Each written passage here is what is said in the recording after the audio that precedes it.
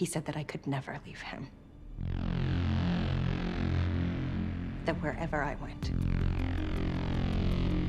he would find me. That he would walk right up to me. And I wouldn't be able to see him. One of the most recurrent trends in Hollywood right now is the horror remake.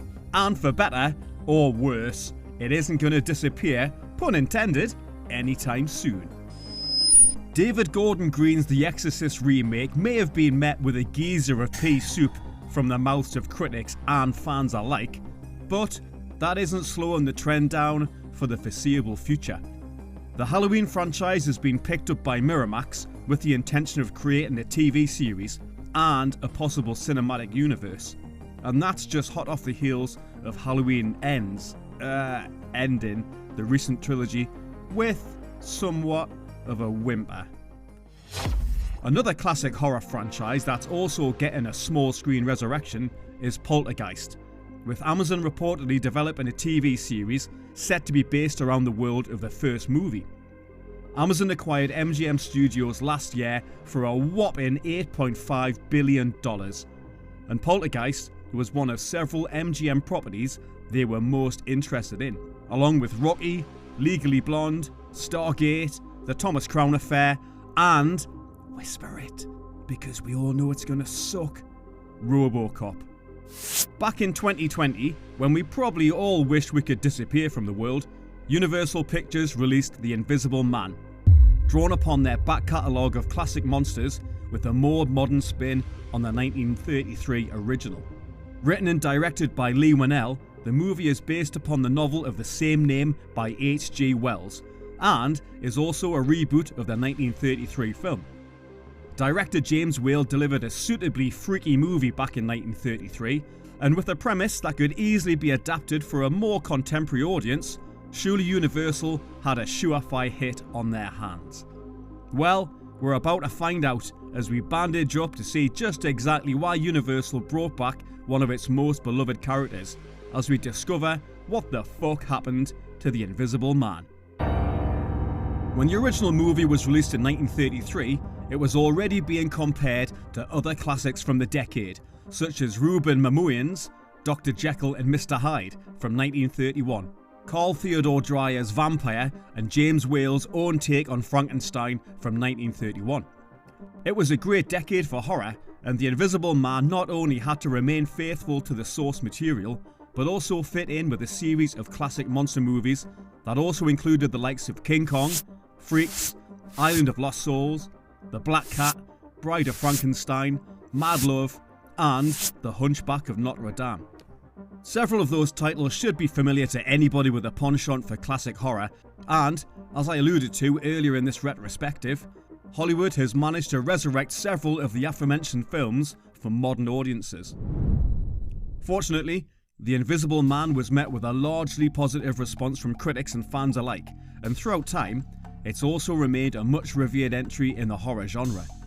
In 1967, Carlos Clarence praised the movie in his book, The Illustrated History of Horror and Science Fiction Films, stating that the scene where Griffin first flaunts his invisibility is the kind of cinema magic that paralyzes disbelief and sets the most skeptical audience wondering.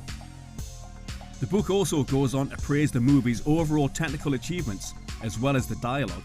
Such was the success of the first movie that it spawned a series of Invisible Man films that were largely fragmented, with only a few of the movies being connected. The series consists of The Invisible Man, The Invisible Man Returns, The Invisible Woman, Invisible Agent, The Invisible Man's Revenge, and Abbott and Costello Meet the Invisible Man.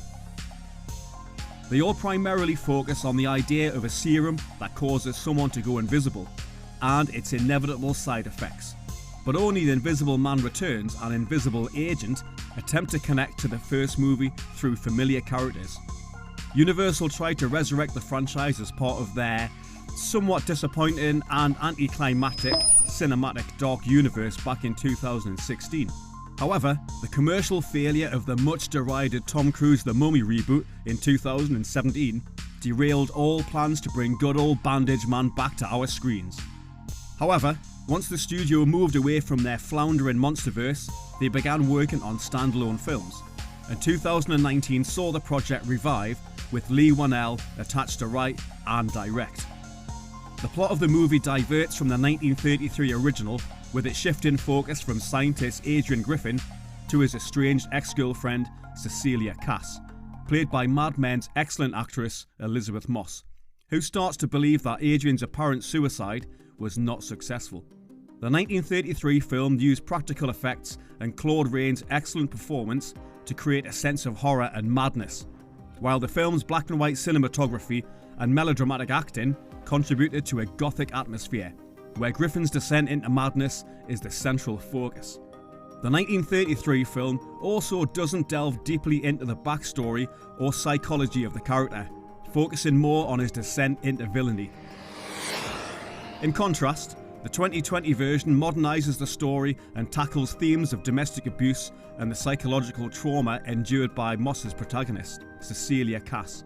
The invisibility is achieved through cutting-edge technology, which gives it a more contemporary feel, and rather than a mad scientist, the 2020 version features an abusive ex-husband who uses invisibility to torment his victim.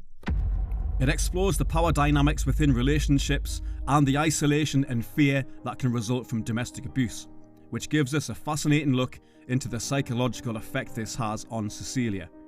This allowed the film's writers more creative license to explore these themes, compared to the original that stuck closely to the villainous nature of the genre at the time. However, did 2020's The Invisible Man manage to successfully update the classic H.G. Wells story while expanding upon the first film, while also satiating the demands of modern horror fans?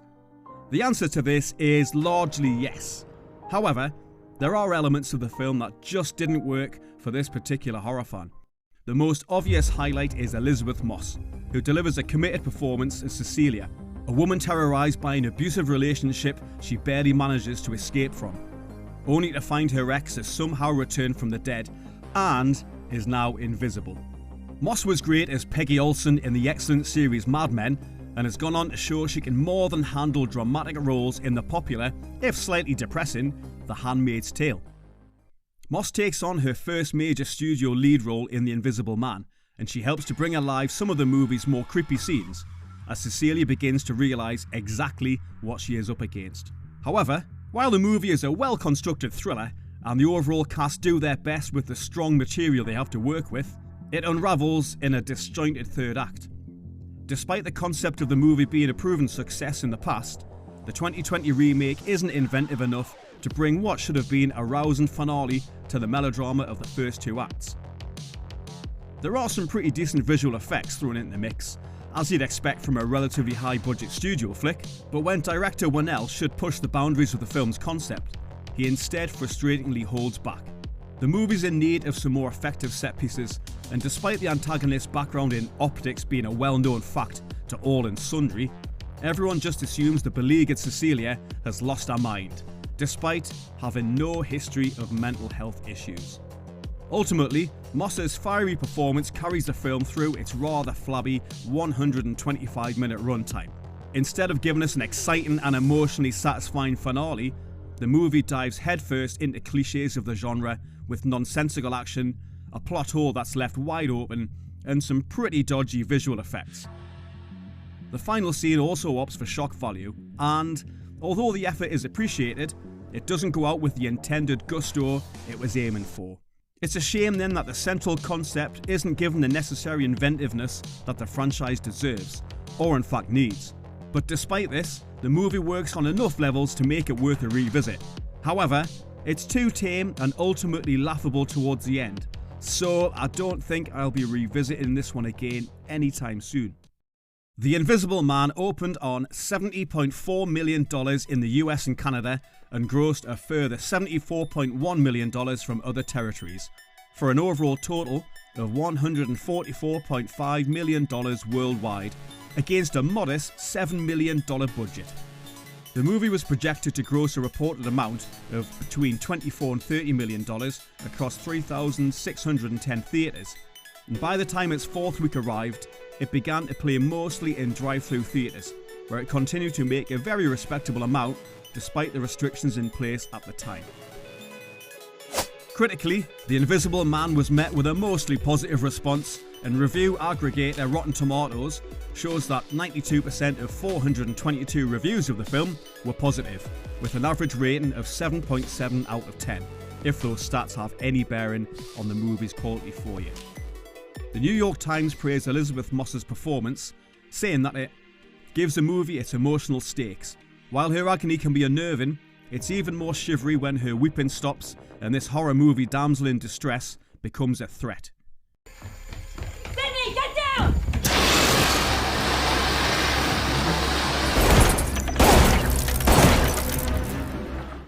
Other critics also highlighted Moss as one of the reasons to see the movie, as well as the aesthetics and filmmaking style of Blumhouse Productions.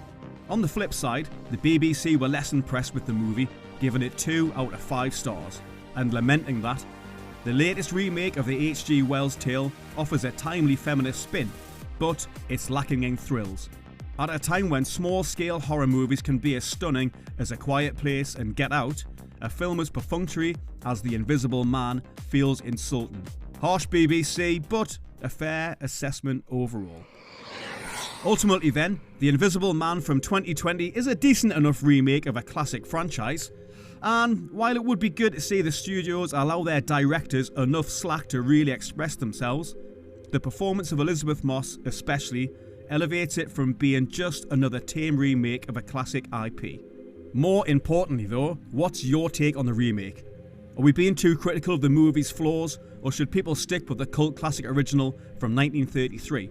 As usual, let us know in the comments, and we'll see you wonderful ghouls next time.